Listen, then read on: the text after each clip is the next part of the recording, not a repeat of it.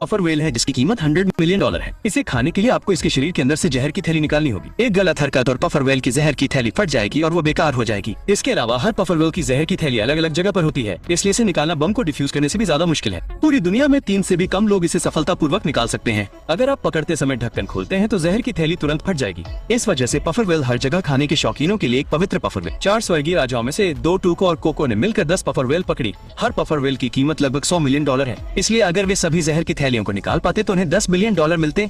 Cocoa पहले गया, उसने सावधानी से पफर व्हेल को काटना शुरू कर दिया, लेकिन अगले ही पल जहर की थैली फट गई। कोको पफर व्हेल को पकड़ते पकड़ते थक चुका था और अब वो पूरी तरह से थक चुका था। इसलिए कोको ने सोचा कि कामात्सु को मौका दिया जाए। आखिरकार वो एक पेशेवर शेफ था। कामात्सु बहुत उत्साहित था। उसने कभी नहीं सोचा था कि उसे इतने मशहूर व्यंजनों के साथ काम करने का मौका मिलेगा। लेकिन कोको ने उसे बताया कि पफर व्हेल का पूरा झुंड अंडे देने के बाद वापस समुद्र में जा चुका है, जिसका मतलब है कि उनके पास अब केवल 9 मौके बचे। ये सुनकर कामात्सु ने बिना समय बर्बाद किए अपने बैग से चाकू निकाला। उसने एक नरम गरम चाकू निकाला। ये एक बेहतरीन चाकू था। कामात्सु ने कोको के निर्देशानुसार पफर व्हेल को पकड़ा और पहला वार किया। चूंकि हर मछली की जहरीली थैली अलग होती है, इसलिए हर बार चीरने की प्रक्रिया अलग होती है। चाकू पफर व्हेल के शरीर से आसानी से निकल गया और कामात्सु ने पूरी सावधानी से काम किया, एक भी गलती नहीं की। उसके चेहरे से पसीना बहने लगा। ये बम को निष्क्रिय करने जैसा था, लेकिन फिर भी आपदा आ गई। गलफड़ों के पास काटते ही कामात्सु का हाथ फिसल गया और जहर की थैली फट गई। 2 मिनट से भी कम समय में कामात्सु ने $800 मिलियन उड़ा दिए। उनके पास अब आखिरी पफर व्हेल बची थी। इतनी प्रैक्टिस के बाद कामात्सु ने जल्दी से इस व्हेल के शरीर को चीर दिया और अंत में जहर की थैली सबके सामने आ गई।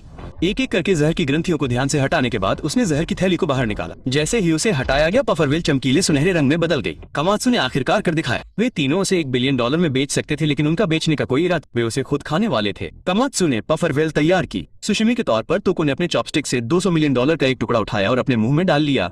स्वाद अद्भुत था, जैसे प्रीमियम वाग्यू और ब्लूफिन ट्यूना का मिश्रण हो। लेकिन अगले ही पल तोको के पूरे शरीर में बिजली सी दौड़ गई। उसकी मांसपेशियां तेजी से फैल गईं और उसकी सारी थकान गायब हो गई। उसकी पेटू कोशिकाएं विकसित हो गई थी। लेकिन तभी पानी के नीचे से एक ब्लैक बर्डमैन निकला। उसमें मौत का साया था और टोको पर उसकी एक नजर ही दोनों को युद्ध के लिए उकसाने के लिए काफी थी। लेकिन ब्लैक बर्डमैन ने बस अपना सिर खुजलाया, उनकी तरफ देखा तक नहीं और उड़ गया अपने पीछे एक पकड़ी हुई पफर व्हेल को घसीट। तभी टोको और बाकी लोगों को एहसास हुआ कि आसमान शायद उससे दूर भी नहीं है।